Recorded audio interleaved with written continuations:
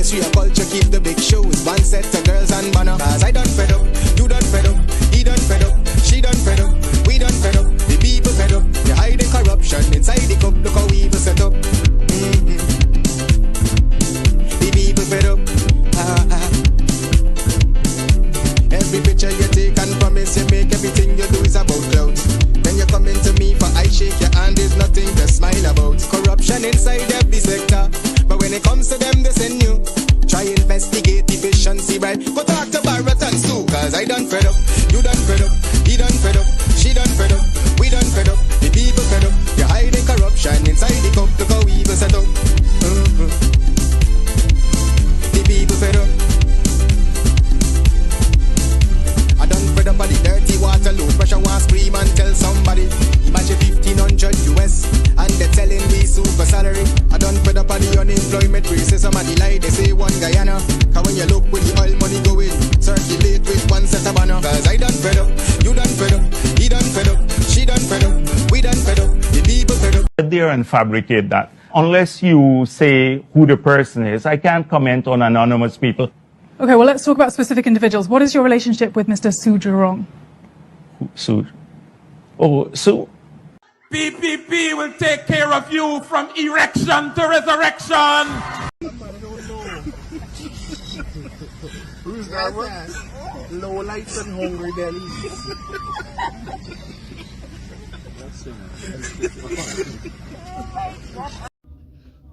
I want to leave you again, reiterate the message. Come back home to live life your street.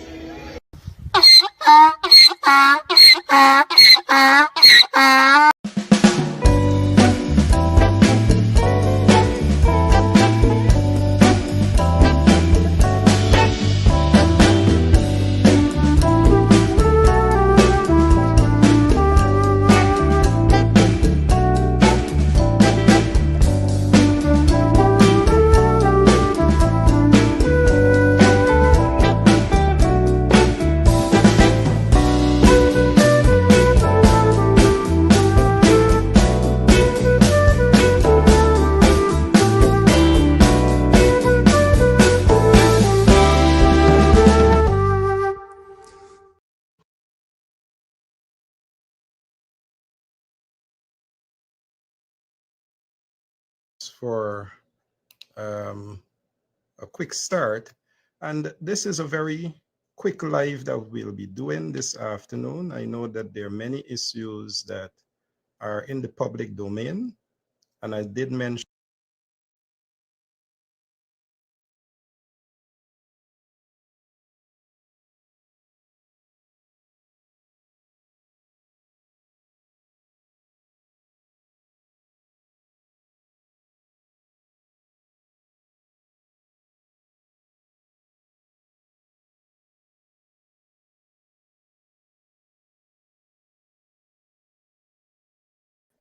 we had asked for a quick start, and this is a very quick live that we'll be doing this afternoon. I know that there are many issues that are in the public domain, and I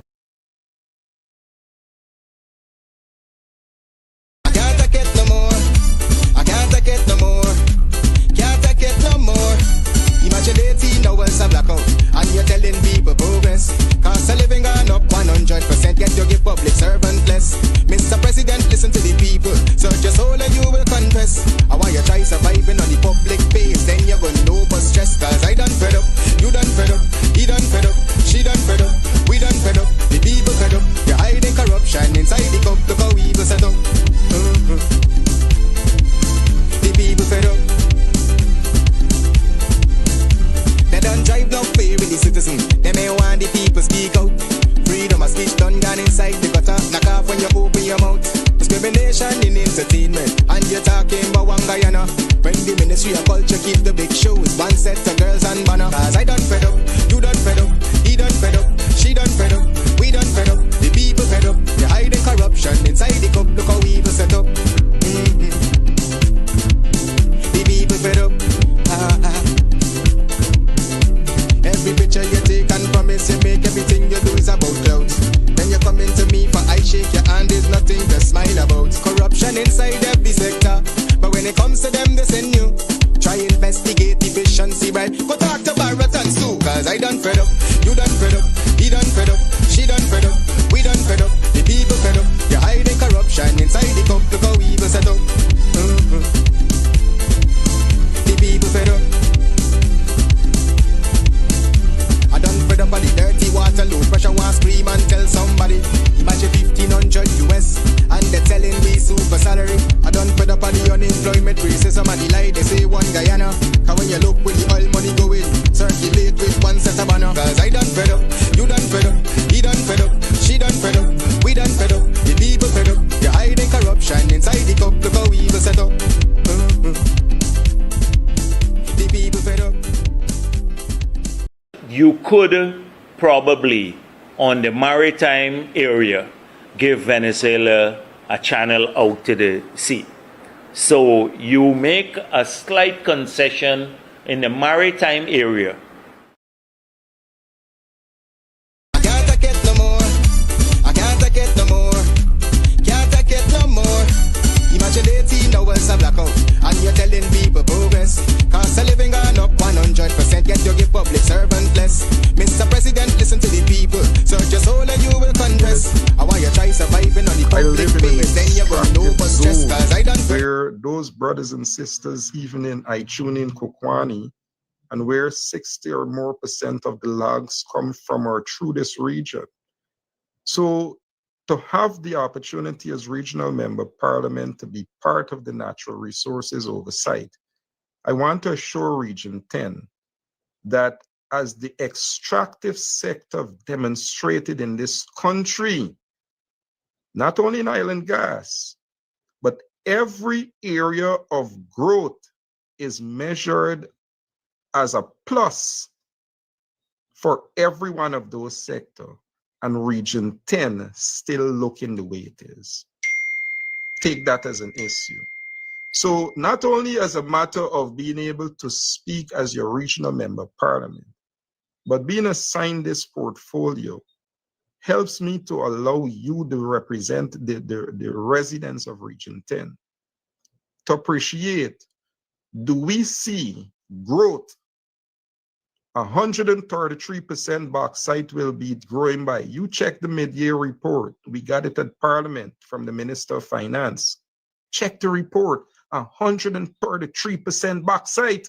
And we workers last month rowing for 0.5%. That was the biggest celebration of both sides in the government, that the workers will get 0.5% this year and 0.5% next year.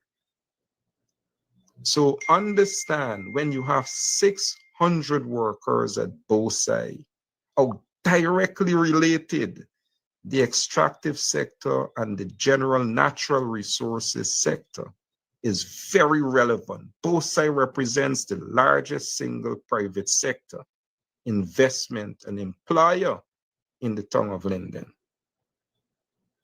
And yet still we had hundreds of workers in the streets a few months ago squabbling for 0.5%.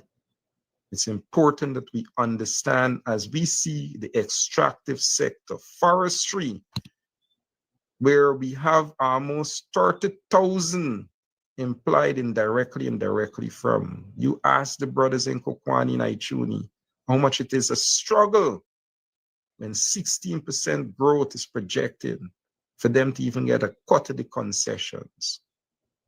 They have to go all the way in Unamco Road. You ask them outside of even being able to make an honest living. But we see everybody coming in, all the different companies coming in, and we do in the AP, and you understand, as a responsible party in government, is that you are understanding of multinationals and how those investments are made. But as I said, as we see the growth, and this government boasts of it, where do we see the development? Look around in Linden, look around in Kokwani, look around this country. When 40, 5% or more of our people, especially in Linden Region 10, still lives in poverty. I ain't saying that. That's a fact. That is a fact. And Linden and Region 10 that pushes all this. So those are the issues I'm going to come back to on the matter of parliamentary issues that we're representing. Those are the two principal focus areas: natural resources and public service, more so in the area of Ministry of Government Services and Efficiency. And those are the areas of focus, especially for the rest of the week and beyond, that I will be building on. In the area of natural resources, safety and mines, I'll be asking a few questions of the minister, both labor and natural resources, and also the contracts of these companies that are coming in to ensure that Guyanese know, just like we know, they make nice, you know, when the coalition being there, we want to see the oil contract, we want to see the oil contract. It is not a good contract. But all of we in this country have seen the oil contract, we saw it, they're criticizing it. But here what? All of we making big benefits of what we never had before after that same bad contract. But to date, these are the mining contracts, not one, even the ones that were recently signed, we cannot see. So we won't know if we left him back with big holes in the community. We won't know how our workers will be treated. We don't know the issue proper of taxation and royalty. So I'll be dealing with those matters. But let me get to the second issue of our discussion this evening. And that is to do with our visits yesterday to a few facilities around the region. And we started this last week and even before, and I'll get to the issue of the RDC matters as we move along. But I also want to thank the 5 APNU councillors who also joined in with myself and others, and I want to thank them for taking on this initiative of starting the process of going out and look at some of these projects. So they would have gone out and they would have inspected some roads, they would have went out and they would have looked at some areas of other infrastructure that comes through the region. And we took that on also, myself as the Member of Parliament, to look at some of the other projects that are coming through the ministries. We looked at the project for the recording studio early in the week. And if we can remember when Honorable Nima Flew-Best in the last Parliament had raised this matter of a digital recording studio in Region 10, the minister didn't even know what was happening with the studio, you know? And I think it's important, and I'll give a breakdown because, as I said, just left the issue of my portfolios that I'm looking at under those two shadow ministry. And I want to take on these projects that we were looking at, as I said, as the second talking point before we get to the issue of the regional chairman and the RDC issues.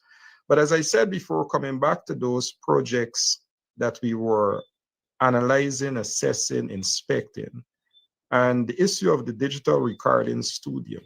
Again, let me just give me a minute, see somebody calling. 1 minute.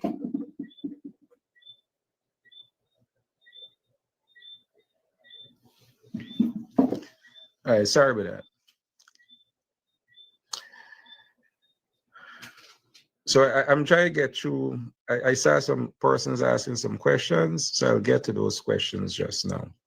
All right. So as I said before, we were asked to look at some of these projects from the RDC, and we looked at the digital recording studio. So coming back to that, the importance of ensuring that these projects are completed, that these projects are able to benefit and serve the intended purpose that they're being built for is important to us in the APNU. It's very important. And we know this because we understand the importance to you, the public. A digital recording studio may seem isolated when you hear that 32 million, Sharma, what we are talking about. How does that hold any relevance to us? What does this matter to us? But let me say this. The best entertainment zone in this country is the tongue of Linden, the region number 10. At this moment, this region holds the Calypso Monarch crown in Quincy Lacan or Lincoln, I think his name is. We hold the Soca Monarch in Diana Chapman. We have some of the best entertainers and people who came through digital recording background in this country. You go on the radio probably tonight, you'll hear the Teddy Bear and DJ Aquilo. Some of the best voices in Royal Tony, some of the best announcers in this country, some of the best musicians and entertainers at this moment are being starved. Those who are coming up, those who are to benefit, those who are to culture this community, to give it a sound, a voice. I just saw Shrimpy asking a question. You imagine how much more Shrimpies we have. How many more that are there in the arts and culture environment that needs that voice, that clear Crips voice, that needs to find the money, that needs to go to Georgetown for so many years so that they can get this thing done. And I was told that the contractor is, I'll get the contractor name shortly, but that is the issue of these very important projects in this region, that we nonchalantly think that to even comment on them is taking a political angle more than how important and valuable it is for the development and culturing of this community. And I think as a collective, we must see that as an insult and more so as an indictment on those who think they can perpetrate that sort of narrative. It is most important, $32 million. The building is no less than just the 4 walls up. Over 2 years in, with the uncertainty of, as the year closes now, what is going to be of the project, because spending will have to stop at the 31st of December, as any budgetary project goes.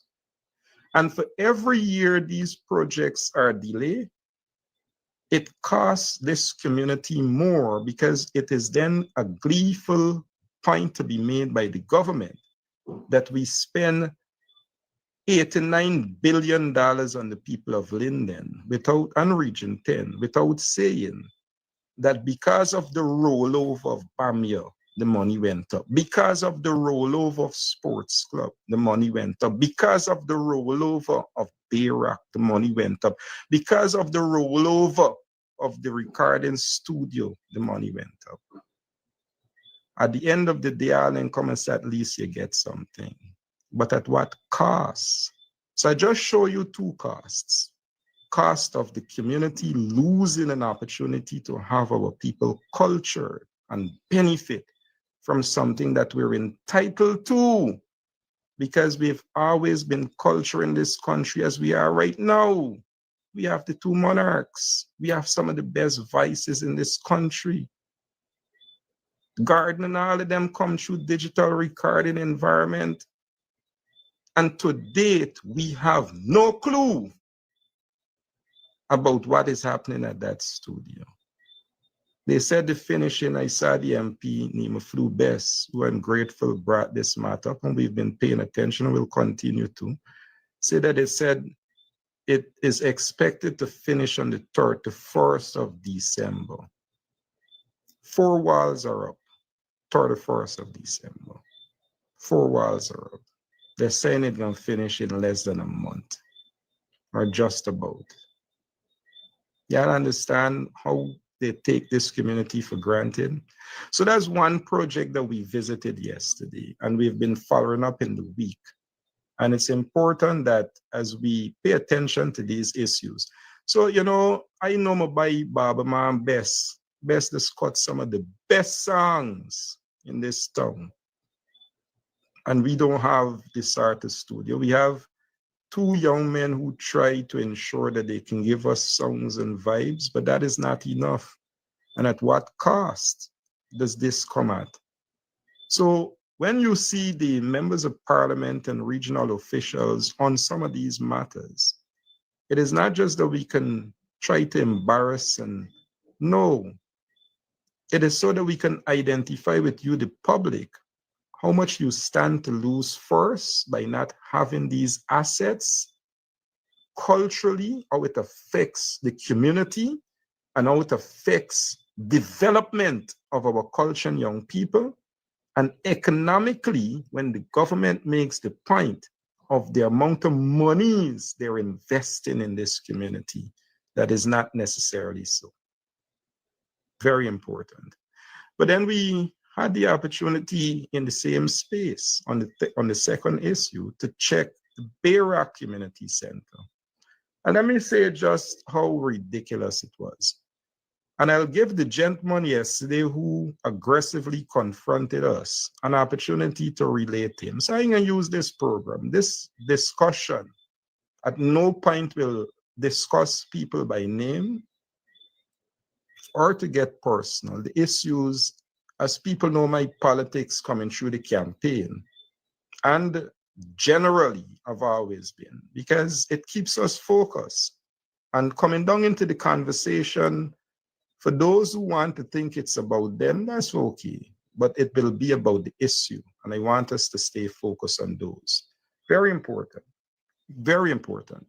So we went to the Bayrock ground yesterday, where we were confronted aggressively, very aggressively, you know, almost to be chased out of the venue, which, you know, can't happen. Nobody can chase me out to no venue in this town. And I only talking so because I'm telling you of a position of authority here. We jump enough fence around sports club for people keep me out of anything. So we know to get it, notwithstanding people trying to keep me out. And there's a warning for those who trying to keep me out. Just know that the fence got to be more higher than we can climb for us to not get in the venue, which is not yours, by the way, which is not yours. And to think that we had thousands of children using the Bayrock ground over the past week for several school sports, inter-house, inter-schools. And we were being asked not to take pictures out because somebody felt embarrassed. And that's why I'm not going to deal with the locals, because it was highly inappropriate for us for them to even come to us and for them to even think they could have said to us not to even be there to take a few pictures. But what that did today, it got the Minister of Sports and his entire machinery, newsroom and everybody put out aerial photographs of the facility as if to say, look at Bayrock, look where it is. I remember during the campaign, I said this to the good folks at Constituency 8, as I just said about the digital recording studio, what these things are doing to you. It is retarding your development in the Region 10. You can imagine 8 years in, 8 years in, 8 years in, the Harbor Bridge, damn it, I want to use more expressive words. Come on, man. 8 years in, a project that started 3 governments now. 3 governments. 3 governments. This is the second Ali government. And when we visited that site yesterday, the only thing the ministry and the government can do today, you check the machinery from Barajagdio, Ramson did a piece today. They put out a newsroom, an aerial photo today, because the mayor, Dominique Blair, the member of parliament, Nima Flew Best, a cameraman and yours truly, member of parliament, Sharma Solomon, visited the venue yesterday.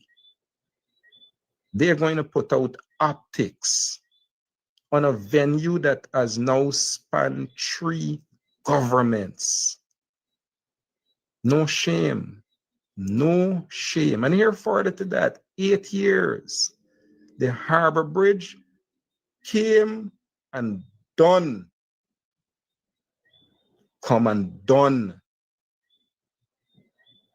The minister is proud to just show an aerial photo. And when you go on the ground of what is going to be delivered to this community, when you go on the ground, then gotta remove that track because the track don't tear up an hole.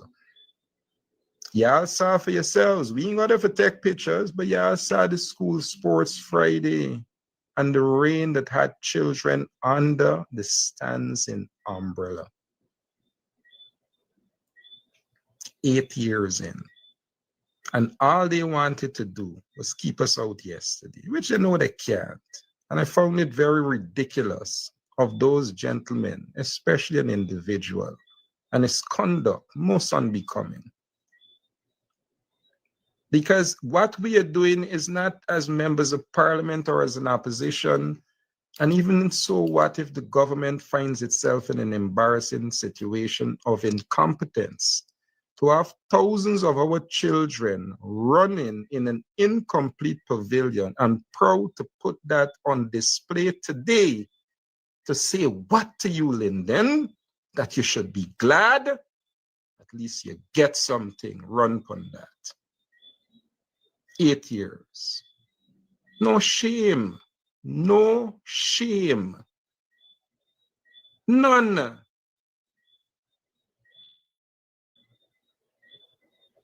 Not an ounce. So we showed you the digital recording studio. We showed you what's going on at the Bay Rock Community Center, at the synthetic track. And like I said, when I went to Constituency 8, during the campaign, and let me say for those good folks living and remind them what we said on the campaign in the Bay Rock, Wiz Rock, Block 22 area, 1 mile area. You imagine tonight, Sunday night, you home tonight, Sunday night. Imagine that facility with 10,000 people at some gospel concert or some big entertainment event. That should have been so 4 years ago. Imagine the economy around that area 4 years on now. And most of those people in that area where they live in Prosville, we call them poor people. We said them as squatters, but here we at this moment, they will be the richest people because most of them ain't got no mortgage to pay. And some of them don't got the title, especially in Block 22. So you imagine if the economy around that constituency is so stimulating, what it does for the average household and business in that area. And that is what this government has been retarding your development with. That's one area. But then think about them not completing that 8 years in. And they finished that 4 years now, 5 years ago, 6 years ago. You know where we would have been? To the second phase of development of what could go within that space, even if it's an aquatic center. And the ministry, the minister, without shame, first, keep them out. And secondly, because they know I will speak on it today, and I'll put out a video shortly, which I will. The whole machinery come down today with Ramson, the vice president newsroom, to show you an incomplete facility because they think that is the thing to impress you. That's what you deserve. At least you're getting something.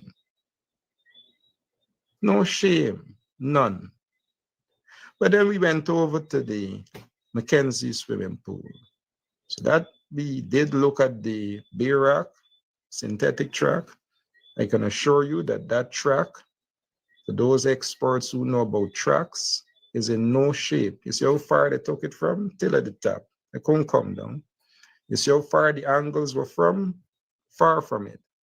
Because I am not the one who said it's leaking. I ain't even show you a picture. We ain't even had time to show that. You know why? Because you know that.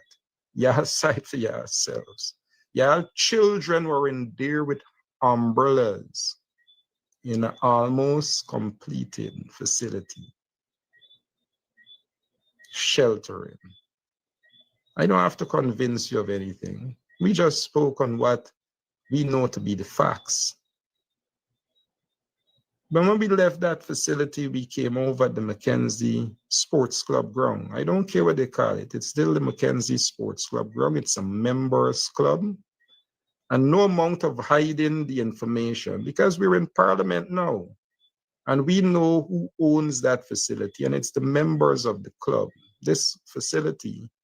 And as much as the ministry behaves the way it is, I'm still part of the members and the sports club membership that we have our discussion, though it's many times political. The legal body standing there is the club, but we'll come to that. But we saw the contrast in the seats, and this is important for you to listen to, Lyndon. Because somebody took your heritage in that sports club ground. And they not only took the heritage, they took the heritage that comes with Mackenzie Sports Club ground, which promoted athletics and more so football. And they're going to make it a cricket ground. So they think. Not they hope, they think. Can you look at the contrast of the preparation? You see them red seats you see over at Bayrock? It's because it's Wisma. It's cross the pond people. I telling y'all, I'm creating a narrative. And for those nice posh cricket seats at Sports Club, it's for a different audience. Y'all understand what's going on in this town. Understand what is going on in this town. So when we sat on those colorful red seats yesterday at Bayrock, and then we went over to the lovely blue seats at Sports Club, we knew exactly the audiences that those facilities are being prepared for. But I can assure you, Lyndon, I can assure you, Region 10, for as long as I is a little boy jumping them fence, and we know to get into them facilities, and as for long as I'm the regional chairman and mayor and knew and know now about the ownership of these facilities, they will always belong to you, the people of this town, to decide on how they will be developed, advanced, and for the use and purpose of your interests. That is the bottom line. It belongs to you. But then we, excuse me, we had a chance as we looked at Sports Club to look at the swimming pool. And I'll put out a video on the swimming pool that belongs to the municipality that they just rooted up and obstructed for the past several years, denying an entire fraternity in this town. And for those who are paying attention today, let me commend Mary Chung and Lisa Cheto and those valiant, those very hard-working women for the valiant effort and service that they put in to the art and culture of swimming in this town. And we have disrupted the Mackenzie swimming pool, which is an asset of the municipality. As mayor, I knew before we were pursuing it, the PPP appointed town clerk made every effort so that you, the people of Linden, cannot understand and appreciate what is happening with your public swimming pool that would have created in this town of Linden some of the best swimmers and the best athlete. I know my good friend Orland Tom and so many others, even my good friend called Yorklees. We had and still do have, you call it now, the best swimmers in this country. Today, Auntie Mary and Lisa and the women showed us that by even having the river swimmers that started 2 years ago when we had the Burnham Dry Fiesta. I'm glad to see Auntie Mary and the women still having that event in the river. But let me say what the absence of the Mackenzie swimming pool have done. It has now forced our young people to have to find almost $1,000 to go to private swimming pool to practice whenever it comes to national. Let us not forget Linden Region 10. This is one of the most watery community in terms of having all of the water features more than any other region in this country. We got lakes, we got rivers, we got creeks, and we got all of them that we put to full use, whether it's in swimming, kayaking, and so many other things. So to have such an obstruction, at least required some level of discussion and planning. But you know what? A government that doesn't value your culture, doesn't value the history. I remember as a little boy, sports club, I live in the Ackerman Circle. I must be the last man I must learn to swim. But our parents were very protective. So, you know, we were the last to get to that side of sports club. Everything else in sports club we did. As a national footballer myself, as a national table tennis player myself, as a competitive basketball player myself with Kings, as a competitive billiards player for sports club juniors, as a competitive table tennis player for Mackenzie High School. There isn't a sport at Mackenzie Sports Club that I have not done competitive except swimming. And that's a different conversation. But let me tell you what, it was the most interesting part of Mackenzie Sports Club. We produced the finest. Every Sunday, the culture and the art of swimming was created by the YMCA pool on a popular level. All of those brothers and sisters that live in Kamaka could not wait to come to the Mackenzie swimming pool to showcase just how talented they were. We broke the whole thing up, just tear it up, broke it up, just tear it up. Because you know what?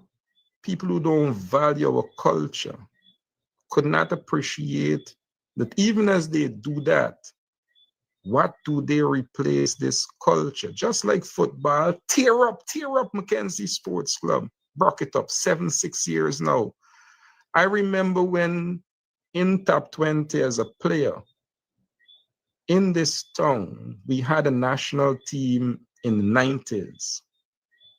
Let me tell you how bad for days, I'm giving you fancy parlance now, Linden was, that from one football club called Top 20, 11 men made the national team for an Inter-Guyana squad.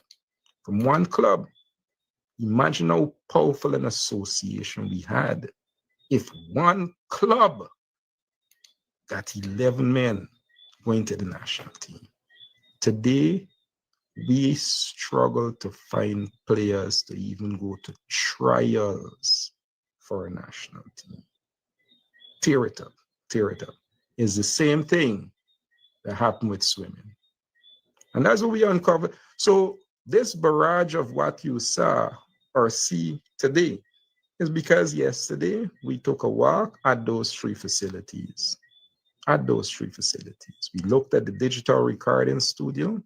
We looked at the Bayrock Community Center, more so what they now call the Bayrock synthetic track.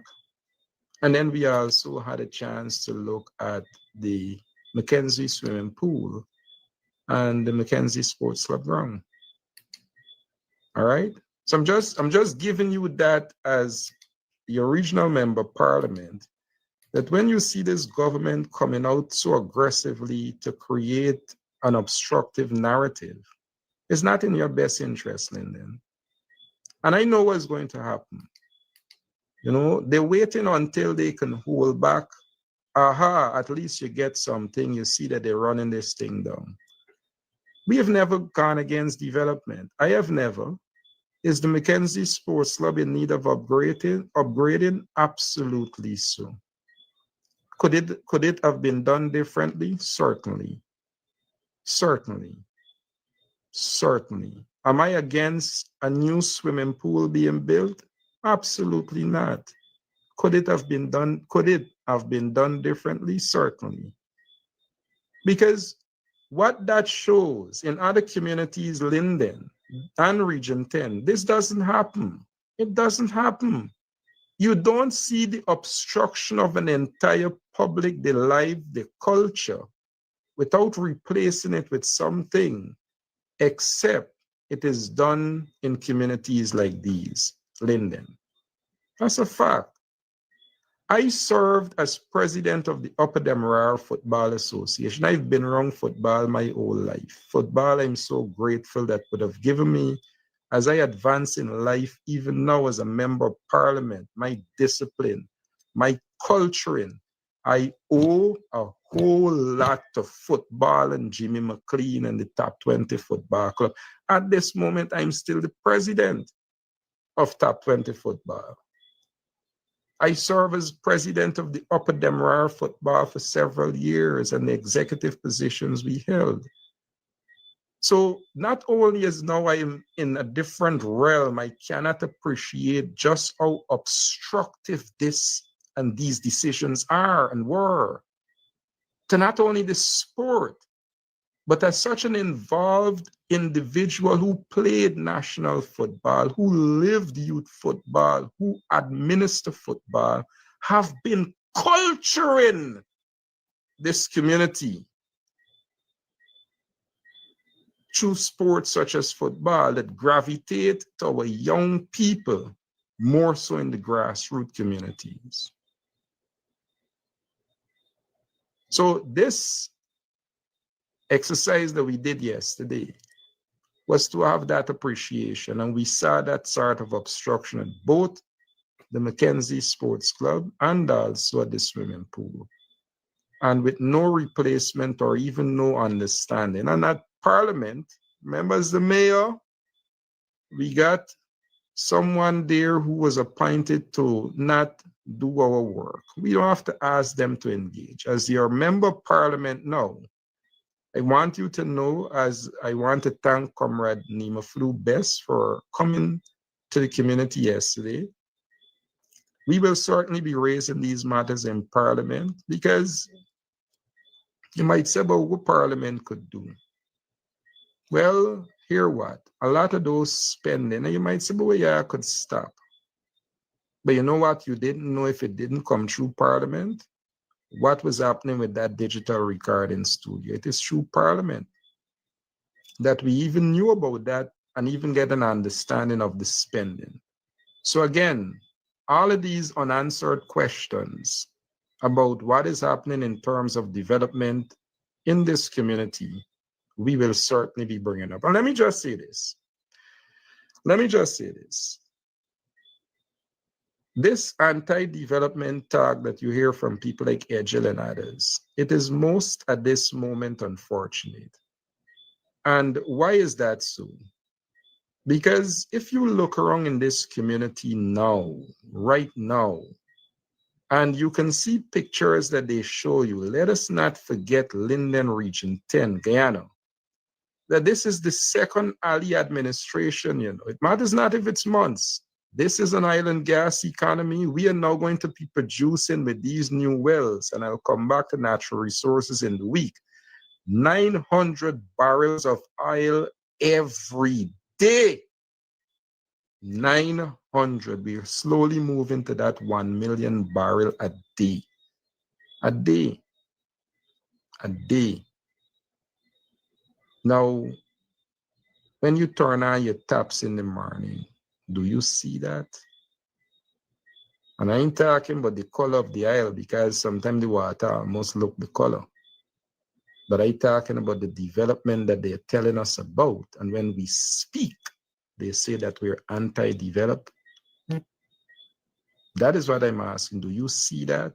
Do you see, when you go to the store, the issue of cost of living not being a burden on you? Do you see that? Or what do we see as this government's agenda is the narrative of the looking for it and the eat the food culture. At least you got you in a point looking for it.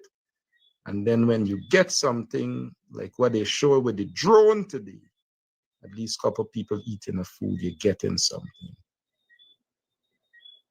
Those are the sort of things that we will maintain our interest, our focus, our consistency, our representation in Parliament on your behalf to ensure that these matters remain the focus. If you notice, we have not dealt, my politics is simple because I'm coming to the last issue of this dialogue on this live. As I addressed the first two, I said 4 matters, but this last matter we'll put into 2 parts. So the first part, as I said, we addressed the APNU's aggressive on-ground approach to ensuring we reach out to communities and address our portfolios. My 2 portfolio of interests, and you can say 3. I do cover issue in the regions, but ministry-wise, I'm shadowing natural resources. I give you some of the areas of interest and matters that I'm looking at this moment. Mining safety, we saw one of the frustrated miners expressing his frustration. It represents a wider systemic safety concern that we are elaborating and articulating as a party.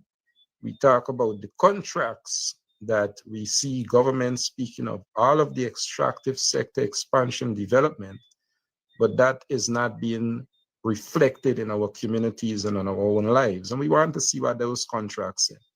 And then I spoke about the issue of the public service and our EID, our e-government approach by this government to now have Guyanese surrender our life into this reckless government that have shown how they have managed data and data security hands.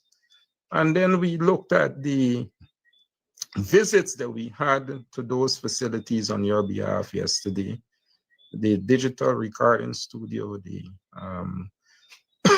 excuse me, the swimming pool and the Mackenzie Sports Club and Bayrock. And now I'm going to be addressing the regional matters. And let me just say quickly that as the APNU continue to ensure that we provide for you, as our commitment goes, right, proper, strong representation, we remain focused on all of the issues that continues to affect our people and how we could ensure that we bring right, proper, strong representation to each of those issues.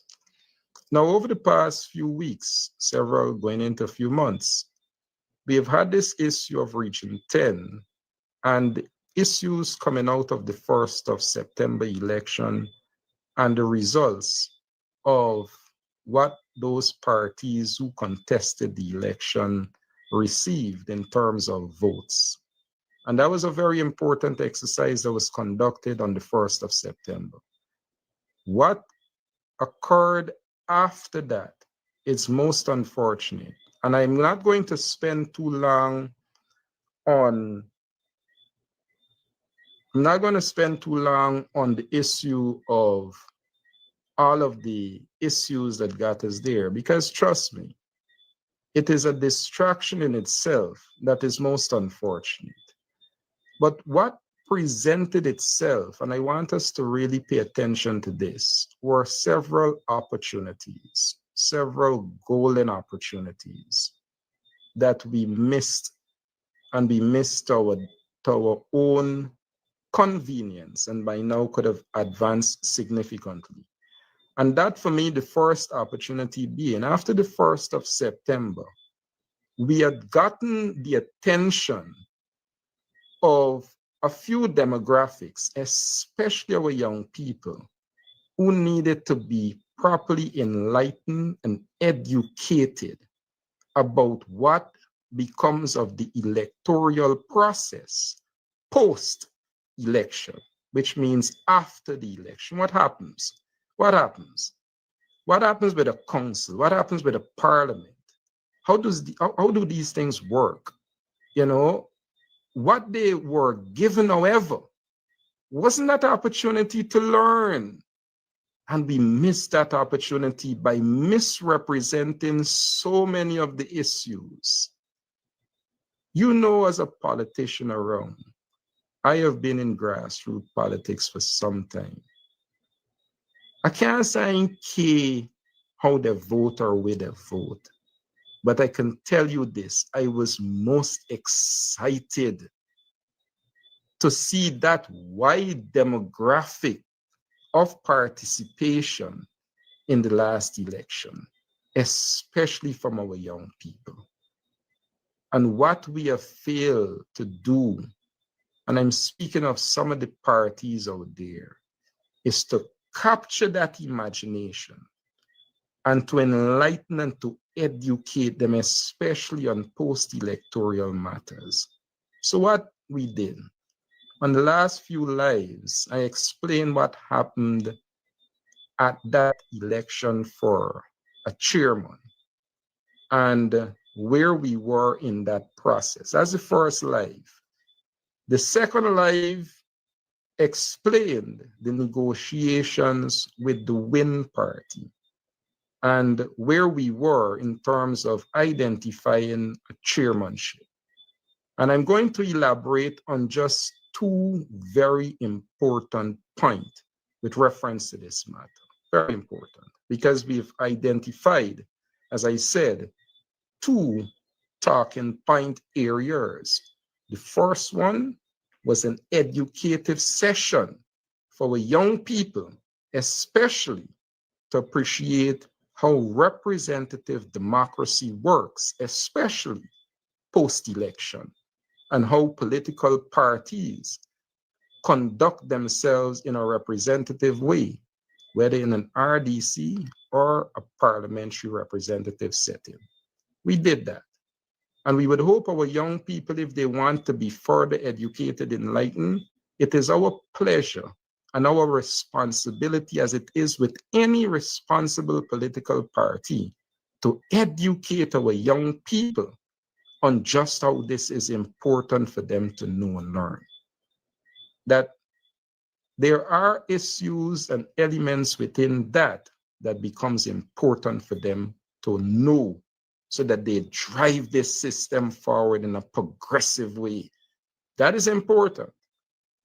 So our 2 points are simple this evening, very simple.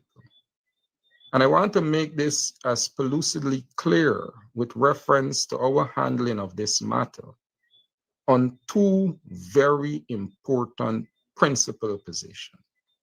That the APNU, as we discussed these matters earlier before post-election,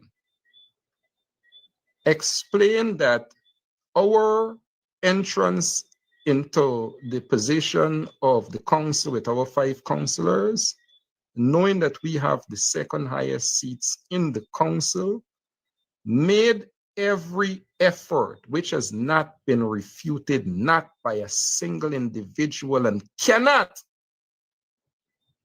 be refuted, of our sincere efforts to ensure that this matter ended with our first request for chairman of committees. Story done. Story done. So the first principle is that the APNU did not get us in this position. So I'm hearing all of this as if suddenly we are the problem and we are power hungry.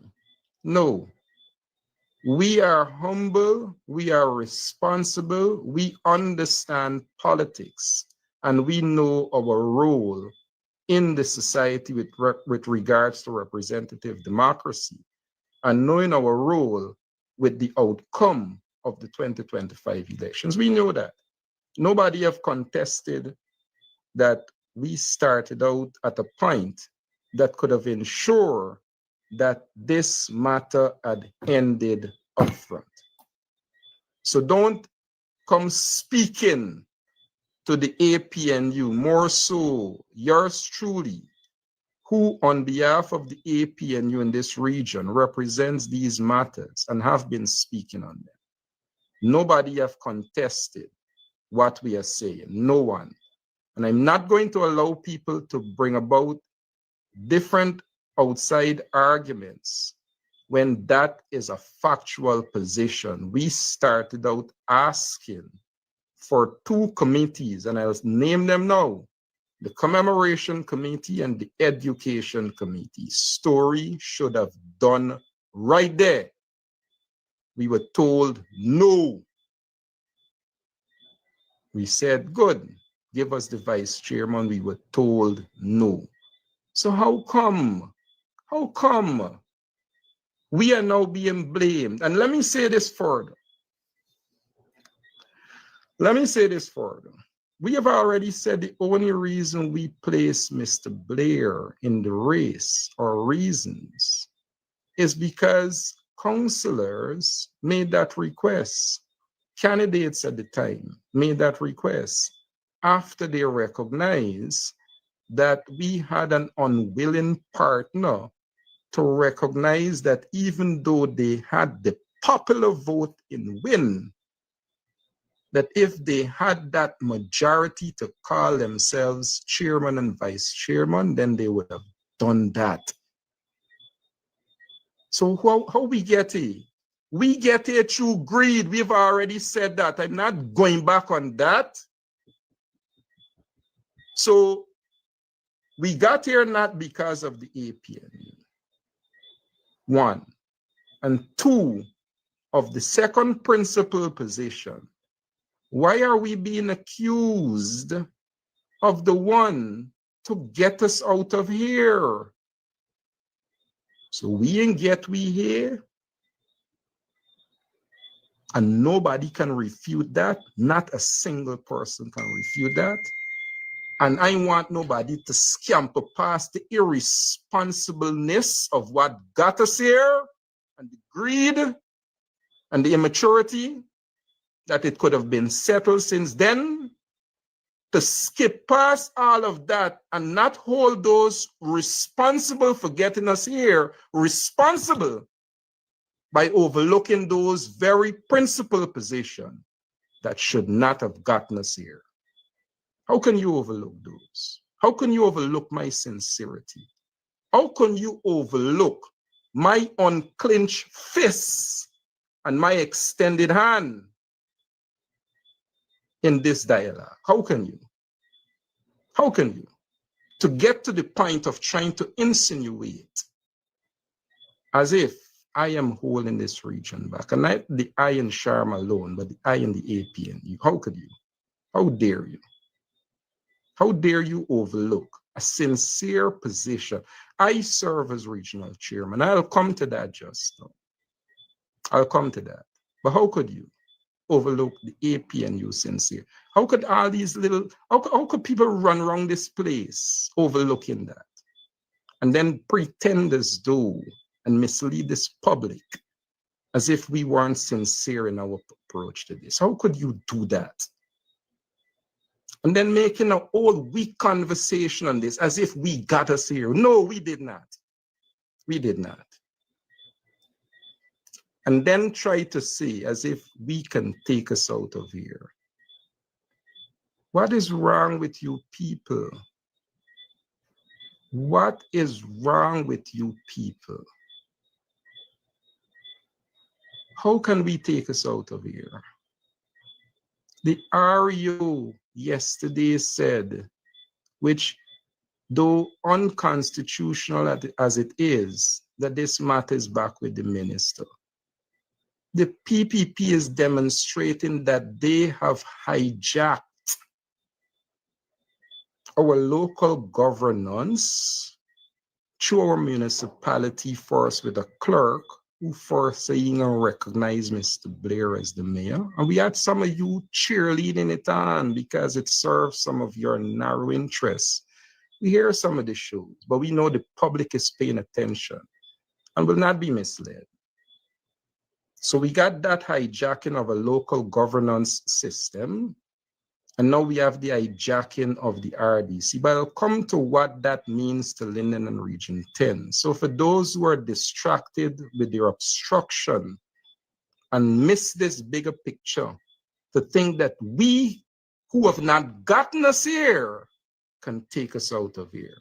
It was the Win Party who recognized the people who can take us out of here. You know why? Because they went before the REO office. That is where it is directed, to the REO and to the minister. Our most important call at this moment is not outside settlement of who should be chair or vice chair. It is about ensuring constitutionally that meeting is called. What comes out of that based on the decisions and discussions and the conversations and bargainings and the discussion by the councillors, so be it. But constitutionally, our voices should be raised for that, because it's an indecency that Region 10 of all the regions doesn't have a chairman.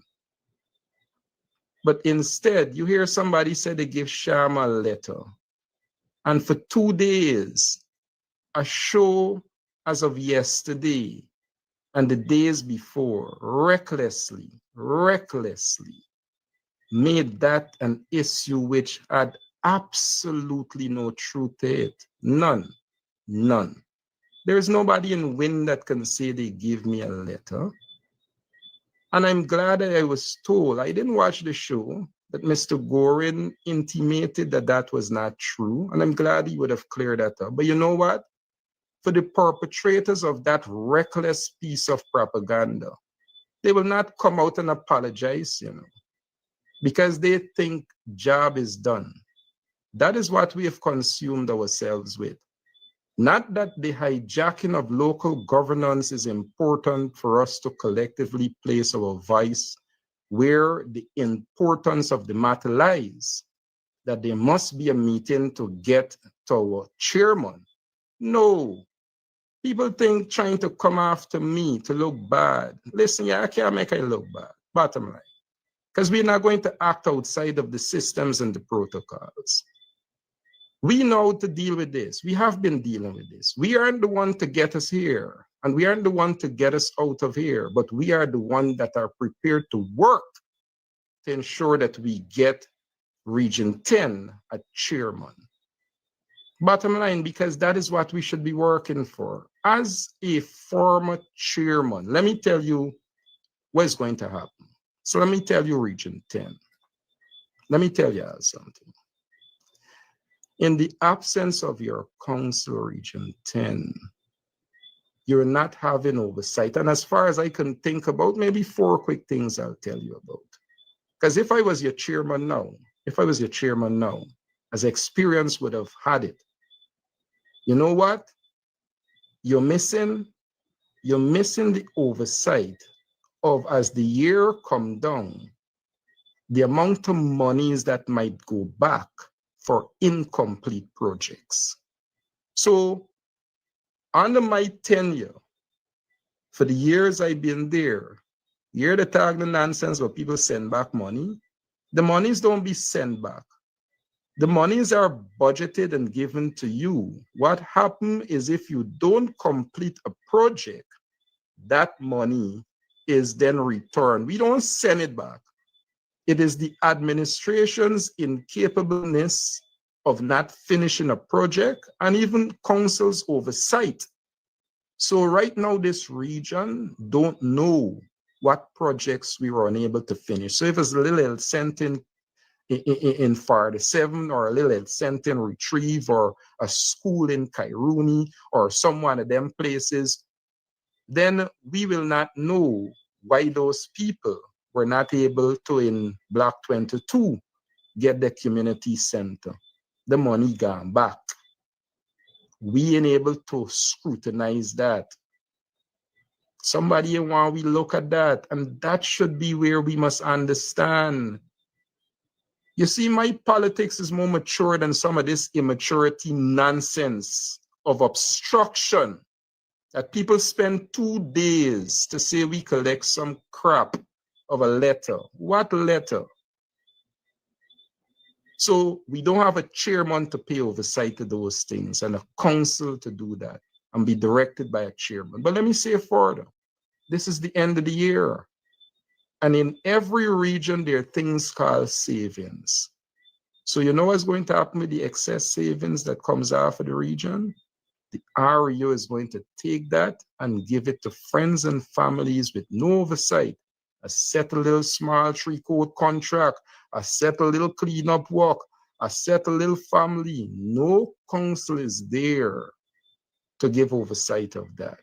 The abuse, and again, what comes out is that how much billion, a hand and a foot in billions in the national budget will be said was spent for the region.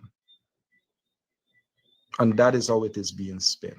So you don't have a council for that. But as your chairman, again, what would I have been interested in by now? Your budget. Your budget. This region is the only region that did not or was not able to aggregate the issues from you, the residents. Let me go to Kokwani. Let me go to Aichuni. Let me go to Farda 7. Let me go to Retrieve. Let me go to West Mutuka. Hear what farmers are saying. They need a new road. Them people in Kokwani need a better school. They needed to go into the budget. Them people in Half Mile need a new community center. Them people, none of that was allowed to be taken on board for this 2026 budget that's being prepared so that we can aggregate these things from you, the people, and prioritize them through the council to get them to your delivery. So no council, that wasn't done. But I can go forward again. As your chairman, I would have wanted to see the committees work so that we understand in preparation for matrimony, like how some people ridiculously, without even apologizing for that reckless behavior, about 11 million coming for MASH, have not been able to budget as yet for matrimony and many of the cultural programs in this region. So I would have wanted to know through your committees what is happening with agriculture, what is happening with education, what is happening with health, what is happening with public administration, what is happening with works. We see people talking about all of these roads and all of these concrete works, but you know what? There is no works committee where the works chairman gives his final signing off on some of these roads, but people are already receiving their retention. People are already getting outside of the liabilities and defects period. And we are complaining about. So there is no oversight, none, none.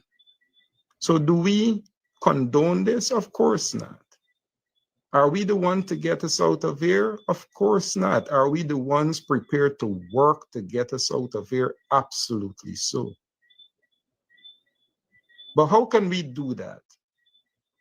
When all we doing in this region is misdirecting, and some of it is deliberate of the sort of misdirection of ignorance, that we are misdirecting people because we ourselves don't know, or it's deliberate in its personal attack. And I think it's the latter.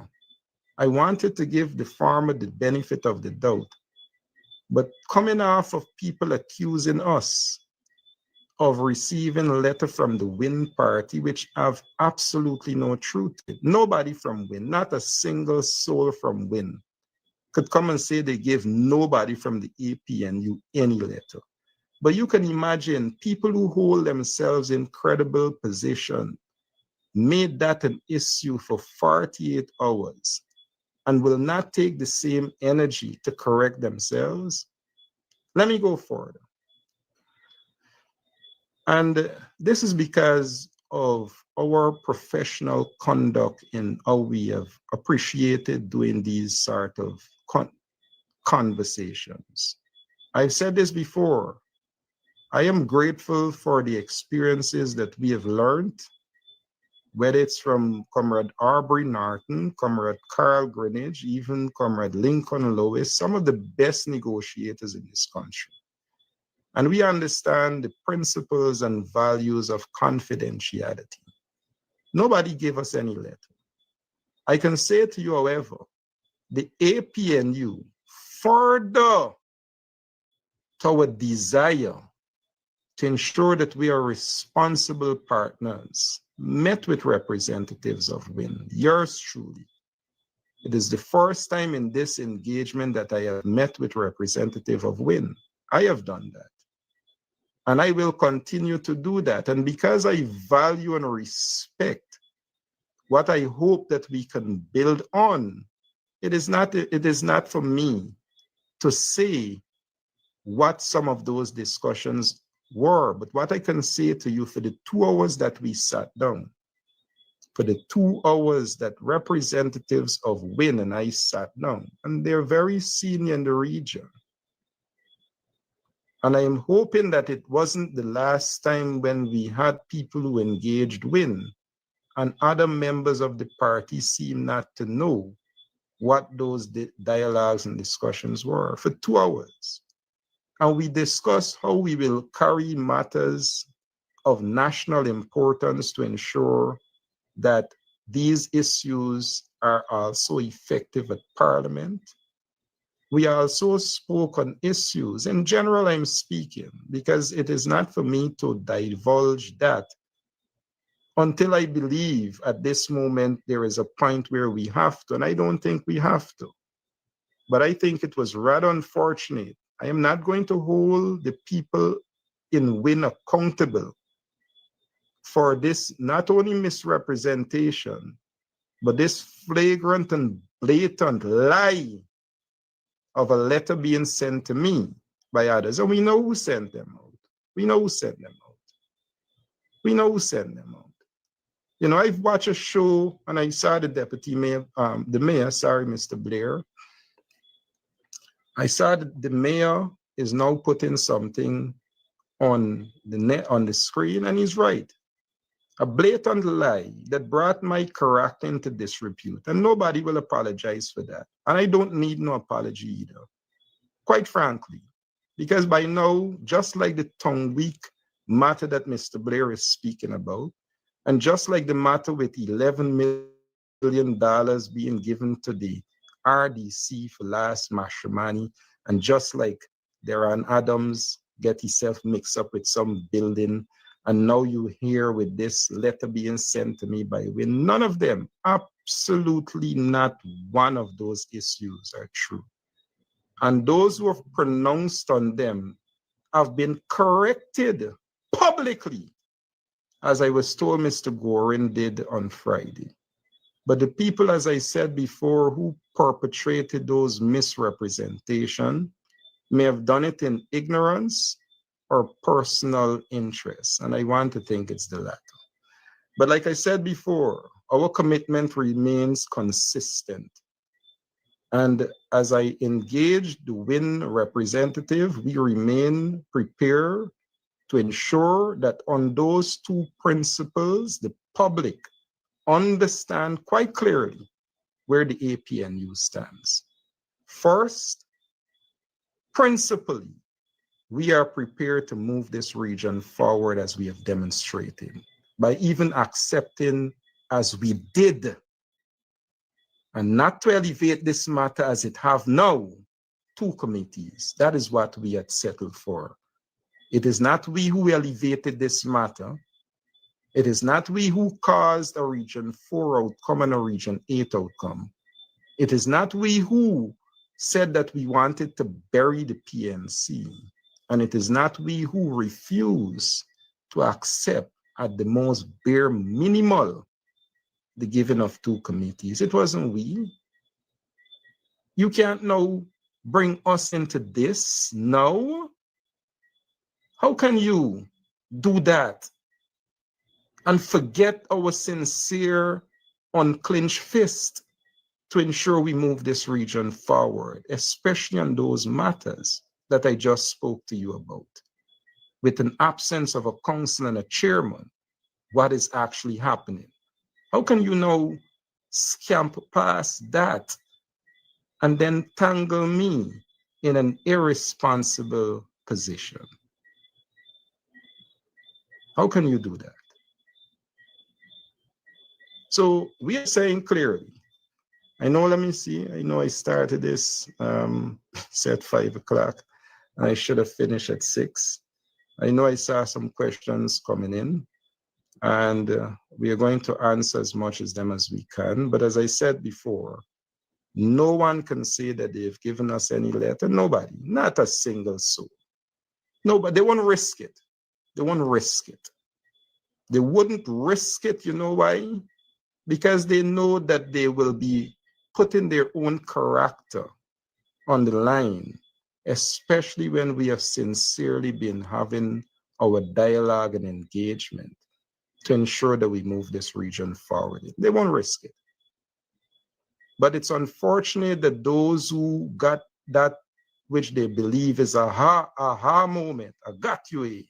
I got you here with tongue week. Aha, the best tongue week in the history of this tongue, financially and by scope and capacity. That was missed. Aha, we got you. Not true. Not true, but we missed that. The Mashramani that needs such support, injection, government attention. Aha, we got you. Not true. Not true, but we missed the opportunity to ensure that we have a better Mashramani. A young man in Deran Adams who gives service to this community, indelibly so. My goodness. As the man about to gracefully bow out, what should we do the youth man by? What should we do to him? Aha, we got you. Not even true. Listen, I built like an armadillo. I was a Muslim. We come from a different teaching. All them aha, you got me means absolutely nothing to me, nothing. Because now watch, it's not true. It's not true either. Somebody saying, no, come after. Yeah, you know, listen, I've already expressed, there's a lot more things to talk about. You know, and I think we've made our point on those issues that we weren't the ones to get us here. The APNU have demonstrated through its leadership, including yours truly, our now mayor, Mr. Dominic Blair, persons in our central executive like Mr. Egerton David, Mr. Kensel Granville, Councillor Webster, our councillors, Councillor Kisoon, those councillors who have been sworn into the RDC, our leader of the party, our remaining members of parliament. I am quite certain the public have recognized our level of responsible leadership that we continue to bring to you in that right, proper, and strong representative way. There's no amount of distraction of them aha moment and personal attacks should take you, Londoners in Region 10, away from the real focus of the issues affecting us.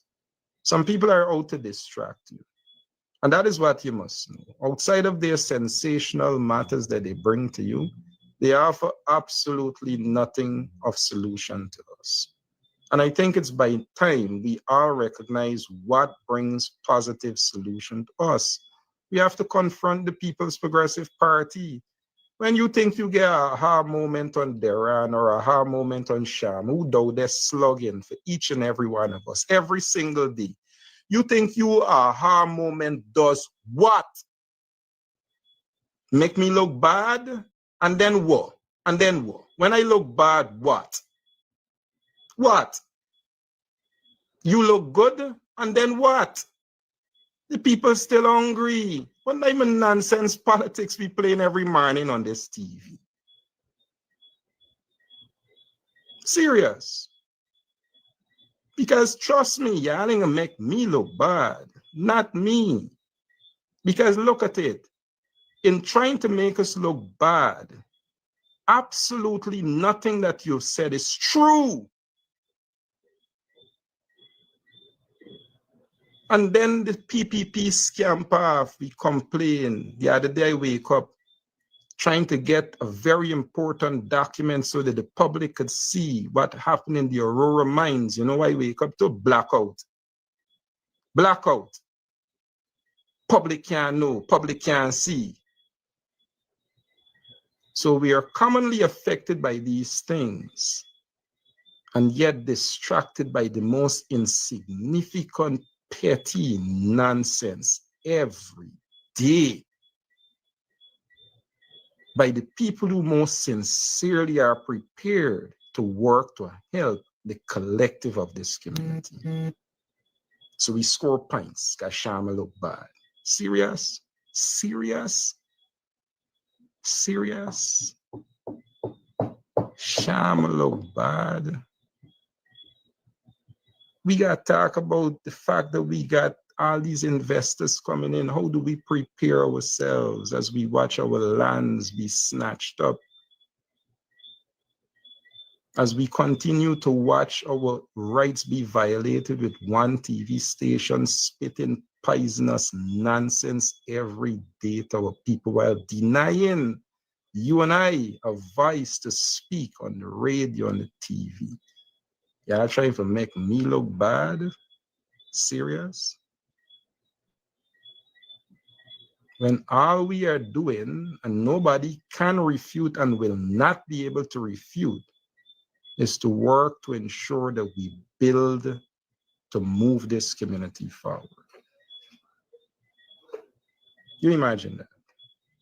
So no win party, no win representative, or nobody that acted on behalf of win can say those two things. And I know sometimes we are so caught up in our sentimental support for political parties, and it's what the one Sharma said. I don't care what nobody said. This is facts. This is facts. We don't go there attacking political parties. We don't go there attacking personalities. We go there attacking the issues, period. Nobody can say that they have not seen our politics to be that, which attacks the issues, period. As much as people get me caught up in the issue of, yeah, Sharma, that does. Think about just the example in this conversation right now. I can easily call names. I have no interest in calling nobody name. I will not give you people the life of calling your names because people know what we are talking about. The issue is most important.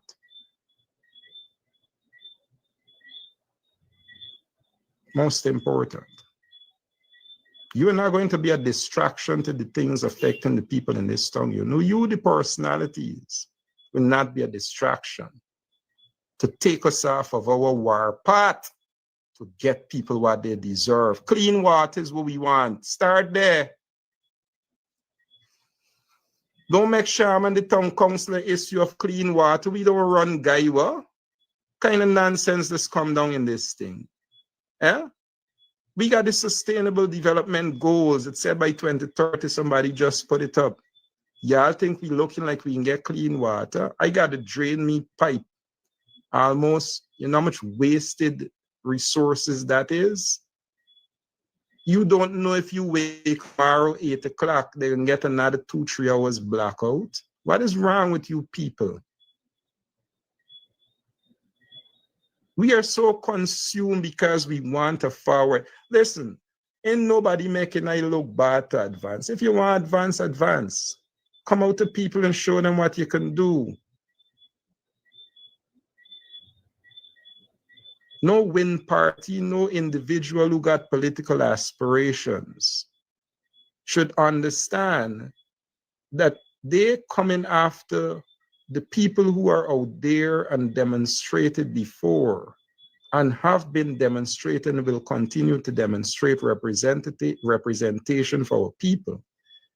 That if you hit me and make I look bad, you look good. And what does that advance for our people?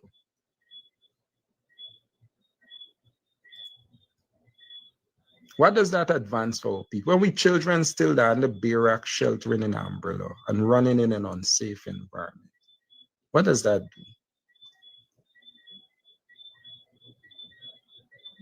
All right, so I see my brother Hassim saying I should stay a little longer. I think we have covered a lot of the issues. I don't want to get too monotonous in terms of the things we want to talk about. But as I said before, there is nothing that I've said on this live this evening that can be refuted. Absolutely nothing. As I said, when we speak with receipts. We remain engaged with the Win Party. We've met representatives from the Win Party locally. We will continue, if that needs be, to meet to advance the issues on behalf of this town. The issue of me receiving any letter is an absolute lie and maliciously being perpetrated by those who want to peddle that lie.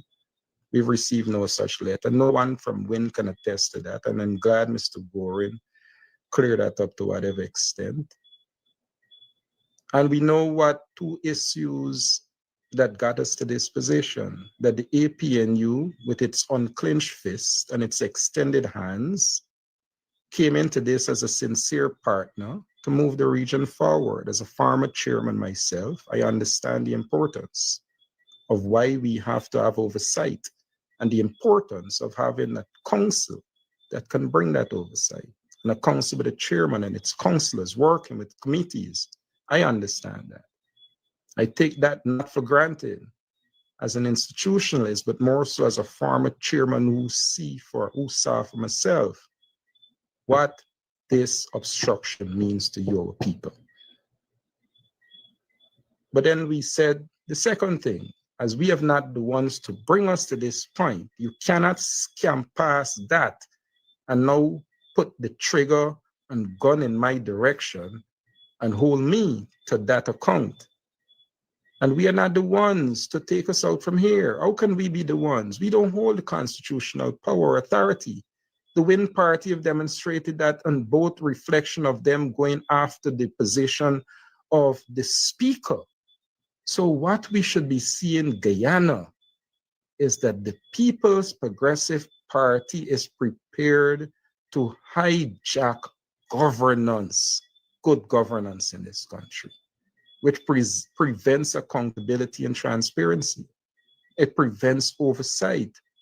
It prevents you, the people, from having your representatives to understand better on your behalf how to ensure that you get what you deserve, value for money, in this the richest country of the world, where 50% of you are still broke, dirty water, bad light, non-stop accidents on the road because the highways are not safe, they're not lit, they're not marked.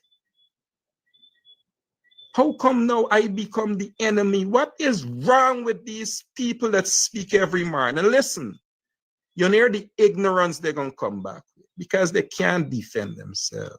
And I'm trying not to get back there because they are now becoming a distraction to us, the people who should be looking for a solution.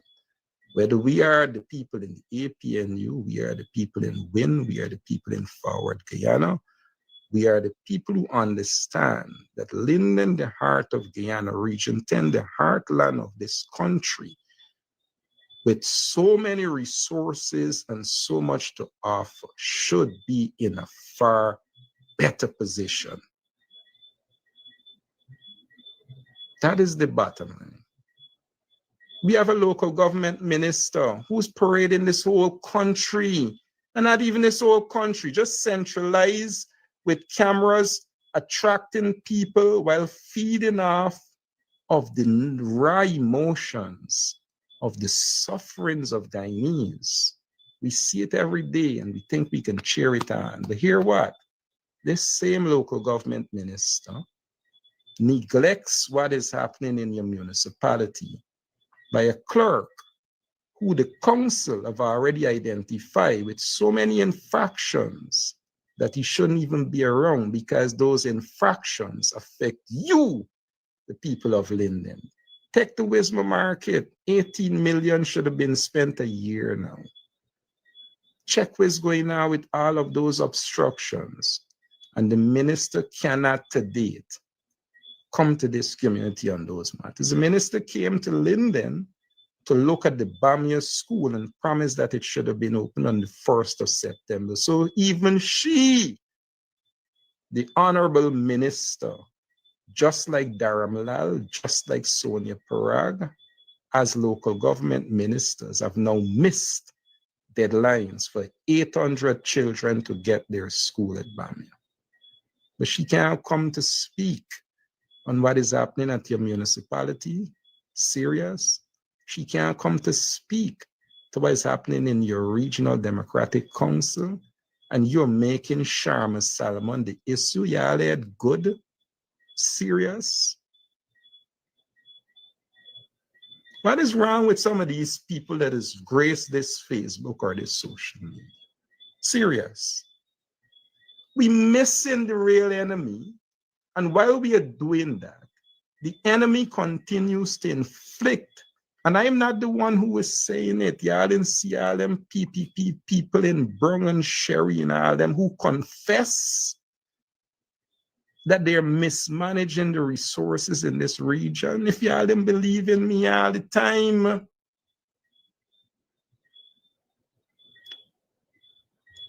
and quickly we will scam past that and come back to sham again as the problem, which I have said before. I don't believe it's the farm, it's the lot, it's personal, and we can deal with that. And every day our people, those 2 youth men that died, yes, it's an accident, but y'all look at that accident site, it's black right now. You know how much people, more lives in danger? You ever try coming up that highway right now? You know how much people life in danger? You see how dark it is? I wrote something about it the day when those young men passed away. That we need to light the highway. Those things, we got all of these things. And you're making who the issue? The people who continue to speak, fight, stand up consistently, day in, day out on these matters? Serious? Because it helps who? It helps who? It helps who? Nobody can refute what I'm saying, not a soul. I've said this before. We met with the representatives of WIN. I personally did. And we had a very cordial and a very, very good conversation on many important issues, not only in the town, in the region, but nationally, and how we, as a collective, because I still believe that no matter what, no matter where we go, in this region, we must also be able to project a position. As I've always said, don't tell me how you fit in Region 10 into the national agenda. I will tell you how I want to fit into this national agenda. And that's how Region 10 should be thinking. As a collective, how do we fit into this national pie? Not in a subservient way of you telling me what I can get, when I am a major contributor, and more than anything else besides that, I am a Guyanese entitled, like every other Guyanese, to an equal share of every single thing. And I saw my guy Marvis online. I know you and I spoke. Marvis, I haven't gotten on to Ronald as yet. But Marvis represents one of the issues I spoke about earlier, of small miners in this country who are being taken advantage of by large miners without proper representation from agencies like GGMCs and them. You understand? And those are now our concern, to ensure people like Marvis. But you know what Marvis represents? Marvis is not Linden, man. But here I'm telling you, we got more Linden men in the back down with a small drudge and a small mining that punishing like Marvis, because big men who bringing in big companies, squeezing them out. That is our focus. I spoke with Marvis up to a couple nights ago, and we to speak again. We crafting a way forward. You see, the Marcy crying. And this is a young man who, if you read the news over the past several weeks, it is his matter that I spoke about in the papers. Yeah, see a man right now on your screen relating to the practical things we are doing for them right now, guy. He's a man on the line telling you that. And we got people in this village full of hatred and envy to bring distraction. I don't care how much time Mark clear it up. It wasn't Mark's place to clear up anything because it should not have been said unless it was first confirmed. But we feel we had an aha moment to try to embarrass somebody. That is what the programs then become in this town. We had people who before they repeated that nonsense. Again, we spent 72 hours on that sort of nonsensical distraction before we take the time to see how we can help people like Marvis and ensure that we have safe mining environment for those young men. I know over 100 little youth from Block 22 and the Valley and 1 Mile who up in the bush, they're in the back dam. They're 1,500 feet in Aurora underground mines. Before we make sure they're safe, we're talking a bundle of nonsense. That's what we're doing every morning. All right. So thanks for your time. You know, it's my prayer time, by the way, too. So I'm thankful for your attention and your time, and know that these issues are massive. Let me tell you something. Guyana, Linden, Region 10, these are tough times. These are massive issues. The issues that we are now dealing with in the APN, as I said, natural resources, my goodness. Guyanese, there is no reason for no single Guyanese in this country or out of this country to be so dissatisfied. There is no reason in this country for us to have dirty water, blackouts, constant obstruction. None. None. And I want to say that in all that is happening in this country, as I said earlier, the APNU and its leadership in this region will remain firm and committed to its principles of ensuring we put you first with right, proper, and strong representation. Thank you all. I want to say that your attention and your time was worth it. It is my first live that I'm doing since I've been, I'm now a member of parliament. I hope to make it frequent. I have to make it frequent. The information is too much. It is too much. The letter I wrote today, I ask if you can look at it. It's on my Facebook feed. It's very lengthy, but I can assure you there is no piece of information that could have been left out of that letter. But we will continue to break it down so it becomes more consumable and digestible, as we have to let you know these issues are very, very important to your lives. Thank you all. And Marvis, I see you sending some information. You know, I had a conversation, as I did with you, with some representatives from Goldfield. I want you all to know that we are here for the small man. The small man is a real man. We said this in our campaign. We'll put you front and center. Whether it's the digital recording studio, whether it's the Bayrock Community Center, whether it's you, the miners in the gold field, the miners in the bauxite industry, whether it's you, the public servants who are being bullied to use this EID, listen, we got too much work to do. And this is why it's a little disappointed when we have these unnecessary distractions. And that's why I don't take them out, quite frankly. Because if we take them on, we wouldn't be able to do what we are doing this evening, quite frankly. All right, so thanks again, and do have a blessed, pleasant rest of your evening. May Almighty God bless each and every one of you.